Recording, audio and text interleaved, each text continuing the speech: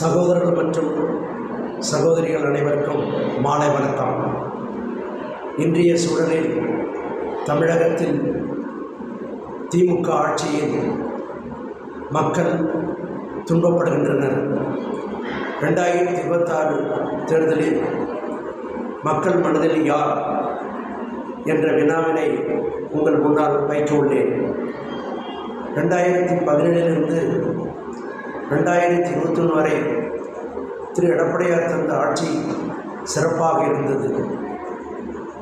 அதற்கு பிறகு வந்த திமுக ஆட்சி எப்படி இருந்தது என்று மக்கள் உணர்ந்து உள்ளனர். வருகின்ற தேர்தலில் மக்களின் தலைவராக மக்கள் மனதில் யார் என்ற எண்ணத்தில் திரு எடப்பாடியார் அவர்களுக்கு மிகப்பெரிய மக்கள் செல்வாக்கு வந்துள்ளது. இதை பொறுத்தால் 2026 அதிமுக ஆட்சியில் அமரும் என்று மக்கள் நினைக்கின்றார்கள்.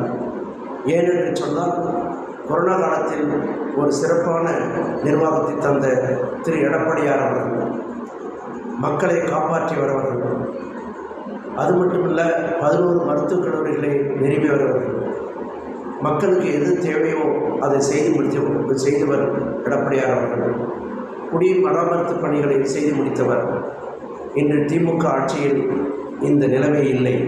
மக்கள் வேதனைப்படுகின்றனர். அதனால் மக்கள் மாற்றத்தை விரும்புகின்றனர்.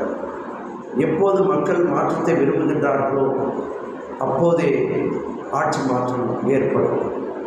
அந்த வழியிலே பார்த்தால் மக்கள் மனதில் திரு எடப்பாடியார் அவர்கள் உள்ளார். இந்த வீடியோ உங்களுக்கு பிடித்திருந்தால் நீங்கள் பகிர்ந்து கொள்ளலாம்.